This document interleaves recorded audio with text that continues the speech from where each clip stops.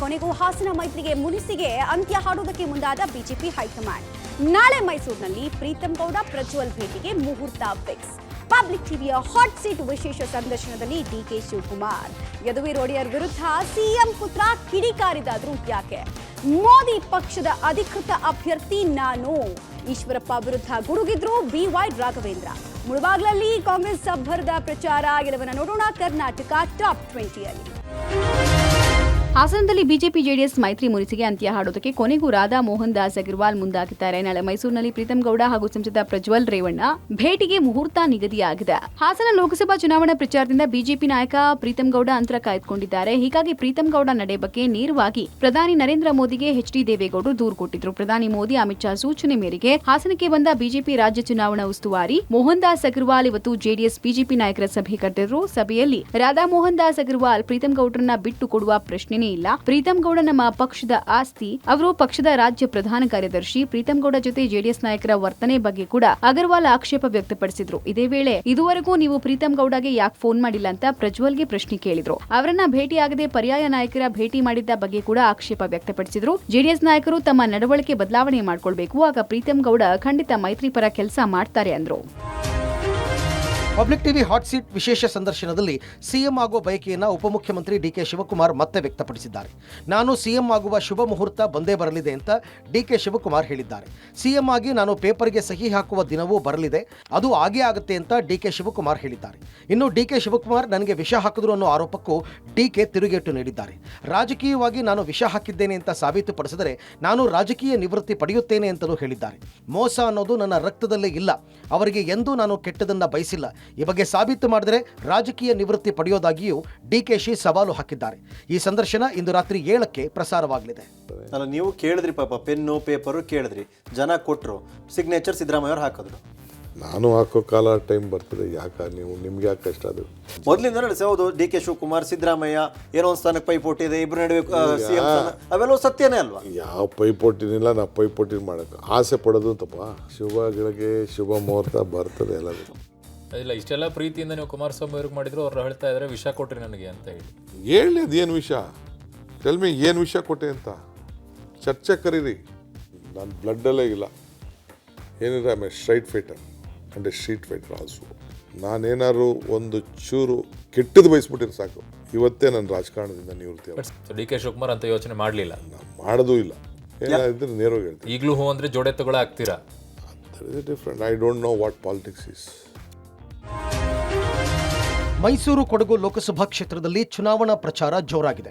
ಕಾಂಗ್ರೆಸ್ ಅಭ್ಯರ್ಥಿ ಲಕ್ಷ್ಮಣ್ ಪರವಾಗಿ ಸಿಎಂ ಪುತ್ರ ಯತೀಂದ್ರ ಚುನಾವಣಾ ಪ್ರಚಾರ ಕೈಗೊಂಡಿದ್ದಾರೆ. ಮೈಸೂರಿನ ಬಿಜೆಪಿ ಅಭ್ಯರ್ಥಿ ವಿರುದ್ಧ ಯತೀಂದ್ರ ವಾಗ್ದಾಳಿ ನಡೆಸಿದ್ದಾರೆ. ಬಿಜೆಪಿ ಅಭ್ಯರ್ಥಿ ಯದುವೀರ್ ರಾಜ ಮನೆತನದವರು. ದಂತದ ಗೋಪುರದಲ್ಲಿ ಇದ್ದ ಯದುವೀರ್ಗೆ ಯಾವತ್ತೂ ಜನರ ಮಧ್ಯೆ ಇದ್ದು ಗೊತ್ತಿಲ್ಲ. ಅವರ ಸಮಸ್ಯೆಗಳು ಏನಂತವೂ ತಿಳಿದಿಲ್ಲ ಅಂತ ಯತೀಂದ್ರ ಟೀಕಿಸಿದ್ದಾರೆ. ಯದುವೀರ್ಗೆ ವೋಟ್ ಹಾಕಿದ್ರೆ ನೀವ್ಯಾರೂ ಅರಮನೆ ಮುಂದೆ ಹೋಗಿ ನಿಂತ್ಕೊಳ್ಳೋದಕ್ಕೆ ಆಗಲ್ಲ. ಜನಸಾಮಾನ್ಯರು ಯದುವೀರ್ ಭೇಟಿ ಮಾಡಲು ಸಾಧ್ಯನಾ ಅಂತ ಯತೀಂದ್ರ ಪ್ರಶ್ನೆ ಮಾಡಿದ್ದಾರೆ. ಯದುವೀರ್ಗಿಂತ ನಮ್ಮ ಕಾಂಗ್ರೆಸ್ ಅಭ್ಯರ್ಥಿ ಲಕ್ಷ್ಮಣ್ ಉತ್ತಮ ಅಂತ ಯತೀಂದ್ರ ಸಮರ್ಥಿಸಿಕೊಂಡಿದ್ದಾರೆ.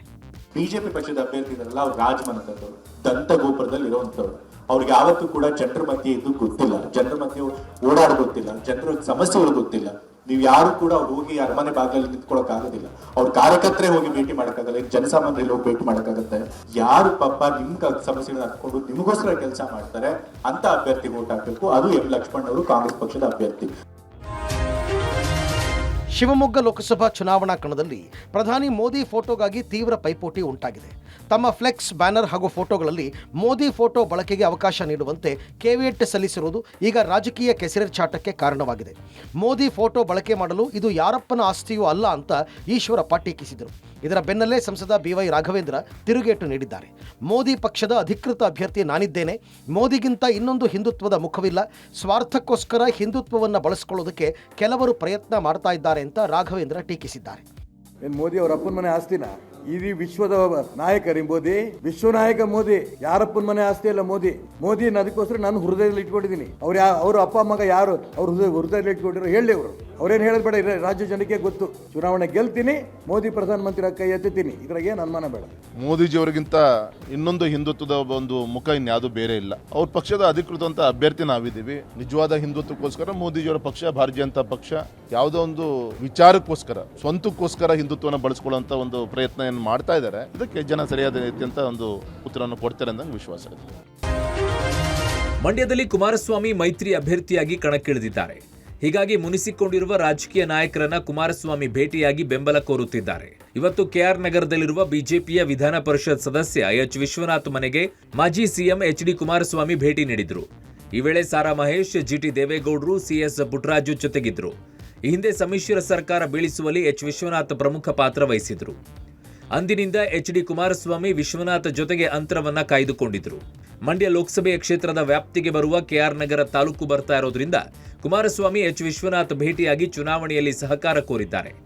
ಈ ವೇಳೆ ಪ್ರತಿಕ್ರಿಯಿಸಿದ ವಿಧಾನ ಪರಿಷತ್ ಸದಸ್ಯ ಎಚ್ ವಿಶ್ವನಾಥ್, ರಾಜಕಾರಣ ನಿಂತ ನೀರಲ್ಲ, ಹರಿಯುವ ಗಂಗೆ.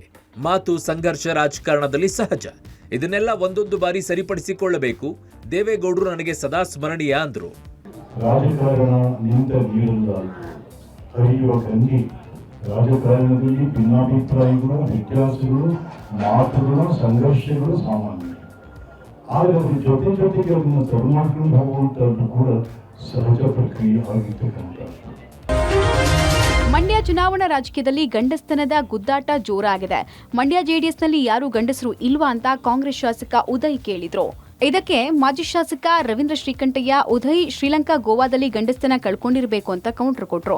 ಇದಕ್ಕೆ ಶಾಸಕ ಉದಯ್, ನಾನು ರವೀಂದ್ರ ಶ್ರೀಕಂಠಯ್ಯ ಮನೆಯಲ್ಲೇ ಗಂಡಸ್ತನ ಕಳ್ಕೊಂಡಿದ್ದೀನಿ ಅಂದ್ರು. ಶಾಸಕ ಉದಯ್ ಹೇಳಿಕೆಗೆ ಜೆಡಿಎಸ್ ನಾಯಕರಾದ ಮಾಜಿ ಸಚಿವ ಪುಟ್ಟರಾಜು, ಮಾಜಿ ಶಾಸಕ ಸುರೇಶ್ ಗೌಡ ವಾಗ್ದಾಳಿ ನಡೆಸಿದ್ದಾರೆ. ಉದಯ್ ಮಂಡ್ಯದ ಹಿರಿಮೆಯನ್ನ ಕಳೆಯುವ ಹೇಳಿಕೆ ಕೊಡ್ತಾ ಇದ್ದಾರೆ.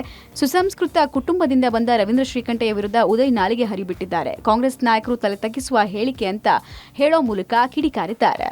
ಗೋವಾ ಶ್ರೀಲಂಕಾ ಗಂಡಸ್ತನ ಕಳ್ಕೊಂಡಿಲ್ಲ, ಹಂಗೇನಾರ ಕಳ್ಕೊಂಡಿದ್ರೆ ರವೀಂದ್ರ ಶ್ರೀಕಂಠಯ್ಯನ ಮಗನೇ ಕಳ್ಕೊಂಡಿರ್ಬೋದು. ಮದ್ದೂರಿನ ಶಾಸಕರು ಉದಯ್ ಅವರು ಮಾತಾಡಿರ್ತಕ್ಕಂಥದ್ದು ಈ ಜಿಲ್ಲೆಯ ಗೌರವಾನ್ವಿತ ಎಲ್ಲ ಜನಪ್ರತಿನಿಧಿಗಳು ತಲೆ ತಗ್ಗಿಸುವಷ್ಟರ ಮಟ್ಟಿಗೆ ಅವರು ನಾಲ್ಗೆಯನ್ನು ಹರಿದು ಬಿಟ್ಟಿದ್ದಾರೆ. ಶ್ರೀರಂಗಪಟ್ಟಣದ ನಮ್ಮ ಮಾಜಿ ಶಾಸಕರು, ಯುವ ನಾಯಕರಾದಂಥ ರವೀಂದ್ರ ಶ್ರೀಕಂಠಯ್ಯ ಅವರು, ನಾವು ರಾಜಕಾರಣ ಮಾಡ್ತೀವಿ ಅಂತೇಳಿ ಹೆಂಡತಿ ಮಕ್ಕಳನ್ನ ತಂದು ಬೀದಿ ನಿಲ್ಸಕ್ಕಾಗತ್ತಾ?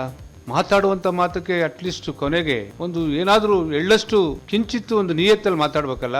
ನಮ್ಮ ಗಂಡಸರು ನಾವು ರಾಜಕಾರಣ ಸಾವಿರಾರು ಮಾಡ್ತೀವಿ. ನನ್ನ ಬಗ್ಗೆ ಸಾವಿರಾರು ಮಾತಾಡಲಿ, ಪುಟ್ಟರಾಜಣ್ಣನ ಬಗ್ಗೆ ಮಾತಾಡಲಿ, ನಾವು ಅವ್ರ ಬಗ್ಗೆ. ಆದರೆ ನಮ್ಮ ಕುಟುಂಬದವರು ಅಮಾಯಕರು ಇರ್ತಾರೆ. ಅವರ ಬಗ್ಗೆ ಮಾತಾಡ್ತಕ್ಕಂಥದ್ದು, ಅದರ ಪರಿಣಾಮನೂ ಸಹ ತಿಳ್ಕೊಳ್ಳದೆ ಮಾತಾಡ್ತಕ್ಕಂಥದ್ದು ನಾಲಿಗೆ ಅವರ ಕುಲವನ್ನ ನುಡಿತದೆ. ಲೋಕಸಭೆ ಮೊದಲ ಹಂತದ ಪ್ರಚಾರ ಕಣ ರಂಗೇರಿದೆ. ರಾಜಕಾರಣಿಗಳ ಅದೃಷ್ಟ ದೇವರು ಅಂತ ಖ್ಯಾತಿಯಾದ ಕುರುಡುಮಲೆ ವಿನಾಯಕ ಕ್ಷೇತ್ರಕ್ಕೆ ಸಿಎಂ ಹಾಗೂ ಸಚಿವರ ತಂಡ ಭೇಟಿ ಕೊಟ್ಟು ದೇವರಿಗೆ ವಿಶೇಷ ಪೂಜೆ ಸಲ್ಲಿಸಿದರು. ಈ ವೇಳೆ ಮಾಜಿ ಸ್ಪೀಕರ್ ರಮೇಶ್ ಕುಮಾರ್ ಬಣ ಕೂಡ ಜೊತೆಗೆ ಇತ್ತು. ನಂತರ ಸಿಎಂ ಡಿಸಿಎಂ ಮುಳಬಾಗಿಲು ನಗರದಲ್ಲಿರುವ ಹೈದರಲಿ ದರ್ಗಾಕ್ಕೆ ಭೇಟಿ ಕೊಟ್ಟು ವಿಶೇಷ ಪ್ರಾರ್ಥನೆ ಸಲ್ಲಿಸಿದರು. ಮುಳಬಾಗಿಲು ನಗರದ ಅಂಬೇಡ್ಕರ್ ಪ್ರತಿಮೆಗೆ ಮಾಲಾರ್ಪಣೆ ಮಾಡಿದ ನಂತರ ಪ್ರಜಾಧ್ವನಿ 2 ಯಾತ್ರೆಗೆ ಕಾಂಗ್ರೆಸ್ ನಾಯಕರು ಚಾಲನೆ ಕೊಟ್ಟರು. ಈ ವೇಳೆ ಅಭ್ಯರ್ಥಿ ಗೌತಮ್ ಪರ ಮತಯಾಚಿಸಿದ ಸಿಎಂ ಸಿದ್ದರಾಮಯ್ಯ, ಬಿಜೆಪಿ ಜೆಡಿಎಸ್ ವಿರುದ್ಧ ಸಿಎಂ ಸಿದ್ದರಾಮಯ್ಯ ವಾಗ್ದಾಳಿ ನಡೆಸಿದರು. ಡಿಸಿಎಂ ಡಿಕೆಶಿ ಮಾತನಾಡಿ, ಸೂರ್ಯ ಹೇಗೆ ಹುಟ್ಟುತ್ತದೆಯೋ ಹಾಗೆ ಕೈ ಹುಟ್ಟುತ್ತೆ, ಸೂರ್ಯ ಹೇಗೆ ಅಸ್ತಂಗತ ಆಗುತ್ತೋ ಹಾಗೆ ಕಮಲ ಮುದುಡುತ್ತೆ, ತೆನೆ ಬೀಳುತ್ತೆ. ದಾನ ಧರ್ಮ ಮಾಡುವ ಕೈ ಅಧಿಕಾರಕ್ಕೆ ಬಂದಿದ್ದಕ್ಕೆ ಗ್ಯಾರಂಟಿಗಳನ್ನ ಕೊಟ್ಟಿದ್ದೇವೆ ಅಂದ್ರು.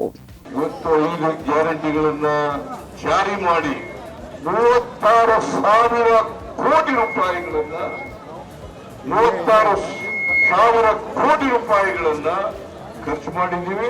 ಅಭಿವೃದ್ಧಿ ಕೆಲಸ ನಡೆಯಲ್ಲ ಅಂತ ಹೇಳಿದ್ರು. ಈಗ ಹೇಳ್ತಾರೆ ಜಾರಿ ಕೊಟ್ಟ ಮೇಲೆ ಹೇಳ್ತಾರೆ ಚುನಾವಣೆ ಆದ್ಮೇಲೆ ನಿಲ್ಲಿಸ್ಬಿಡ್ತಾರೆ ಅಂತ ಹೇಳ್ತಾರೆ. ಅದು ಹಸಿ ಸುಳ್ಳು. ನಾವು ಕರ್ನಾಟಕ ರಾಜ್ಯದಲ್ಲಿ ಗ್ಯಾರಂಟಿಗಳನ್ನು ಕೊಟ್ಟು ಅದೇ ರೀತಿ ದೆಹಲಿಯಲ್ಲಿ ಕೂಡ ನಮ್ಮ AICC ಪಕ್ಷ ಇಲ್ಲಿ ಗೃಹಲಕ್ಷ್ಮಿ, ಅಲ್ಲಿ ಮಹಾಲಕ್ಷ್ಮಿ, ಇಲ್ಲಿ 24,000 ವರ್ಷಕ್ಕೆ ಅಲ್ಲಿ 1 ಲಕ್ಷ ಇದು ಯಶಸ್ಸಾಗ್ತದೆ.